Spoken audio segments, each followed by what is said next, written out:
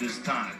McLean Stadium in Waco, Texas. Baylor in its second game under Jim Grobe takes on SMU as the Bears transition into a different era, while in many ways still engulfed by the cloud of the previous one. And as a refresher, some of the things that happened at Baylor, there were a number of sexual assault cases that led to the downfall of Art Briles. On May 26, Briles was fired by Baylor in the aftermath of a wide-ranging sexual assault scandal. This week, in his first extensive television interview with Tom Rinaldi, Briles detailed his reaction to some of these occurrences. Some of the things that happened, just to refresh your memory. On August 20th, 2015, former defensive end and Boise State transfer Samuel Kawachu was found guilty of sexually assaulting a former Baylor soccer player. Baylor retained Pepper Hamilton as a law firm to investigate its handling of sexual violence allegations.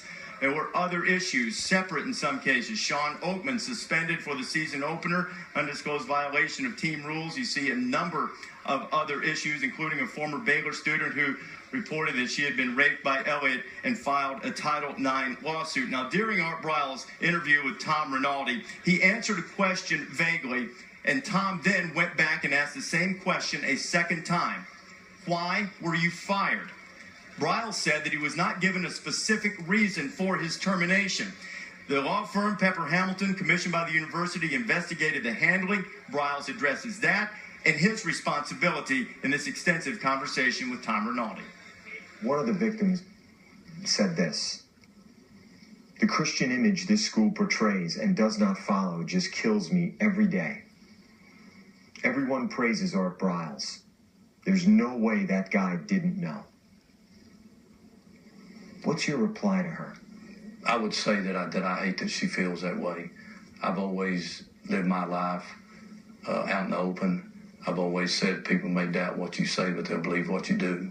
So I've always lived my life in a righteous manner, and I hate that she feels that way about me. Legal documents and sources that we received, there's information that in 2011, a Baylor volleyball player was sexually assaulted by multiple members of the football team. What do you know about the incident? Yeah, it's a sketchy incident, and really out of privacy for the people involved and respect for them, I don't think I should comment on it publicly at this time. Why do you use the word sketchy? Oh, it depends. I mean, there was different versions of what transpired. The Pepper Hamilton report says, quote, "Baylor failed to take appropriate action to respond to reports of sexual assault reportedly committed by football players, in some instances posing a risk to campus safety." Wow, a strong statement. I mean, it's kind of open-ended, saying that there's a risk left for students on campus. I would never allow, that to ever happen under my watch if I felt like somebody on our team was a threat to the student population.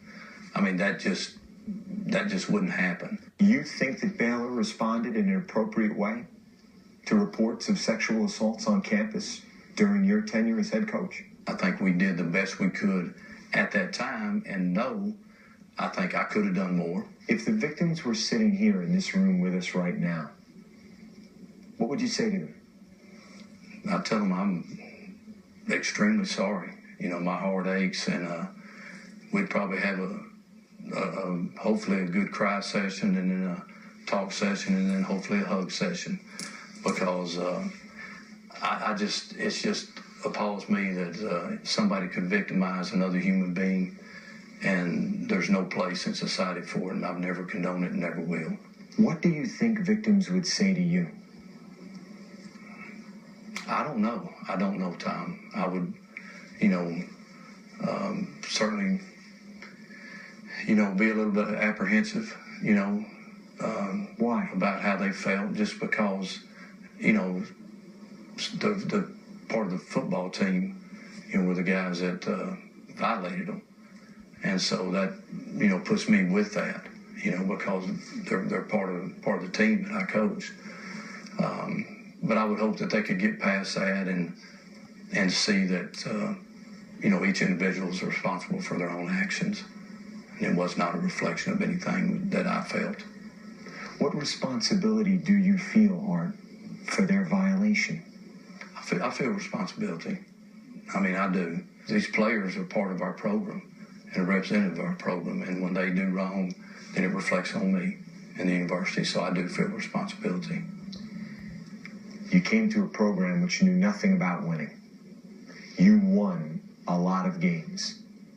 But respectfully, what did you lose? Oh, what did I lose? Yeah, I lost some of my soul, quite honestly. You know, I've always lived my life for other people, people that love me and respect me and honor me. So when that gets altered or damaged, that hurts. And then, you know, of course, the thing with my mother and father. You know, so I've been doing that since I was 20 years old and trying to uplift their name. And that's critically important to me.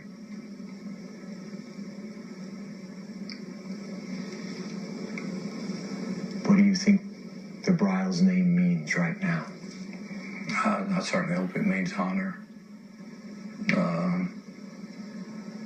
integrity, passion, and care.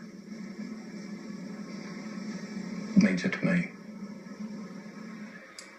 Much more extensive version of Tom's interview with Art Briles can be seen Monday at 1 o'clock Eastern Time on Outside the Lines. Sexual assault scandals, no matter where they happen, this is not confined to Baylor for sure, have a multitude of layers. We're not going to sit here and be able to solve all of the issues here in this setting, in this discussion, but this one we can handle, and the question of what is Art Briles' future. Now, everybody deserves forgiveness, but in my judgment, when you are in charge, you forfeit your right to be the leader of a college football program when things like this happen under your watch. I would not hire him again. What would it take for you to hire Art Briles as a head coach? First of all, I purposely didn't watch the interview until just now, so I wanted to react based on what I saw. And I do think there's a lot of sincerity in that discussion with Tom. I think he looks like he's broken down. And I think if you go back to when he got hired, I think Baylor looked at Art Briles, not just the system that he ran, it was the culture that he created in some of his past places that I think they really wanted.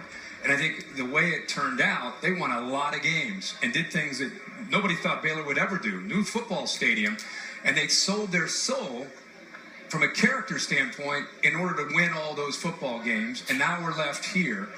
I can't watch an interview and say all is forgiven and he's able to go and become a head coach somewhere. I think that was a huge step because that's the first time I've ever seen Art Briles since all this the story broke, where he kind of owned up to it. He said, hey, I'm the head coach, and it falls right here on me. That's the first time I've seen him say When I first heard about the interview, I never watched it either, so that was the first time I saw it. And I thought, okay, this must be him trying to politic, doing his politicking to get a head coaching job. So that was the first I've seen of the interview. And the thing that struck me was at the end of the interview when he said he wanted to uphold his family's name, his parents' name. Now, I agree with Reese Davis. I can't hire him, especially right now, because of what he let happen under his watch. We're not just talking about one sexual assault that was reported correctly. It was a string of sexual assaults. So I can't hire him right now. But when he made that comment about his parents, going to some political rallies, and you got all this crowd here, and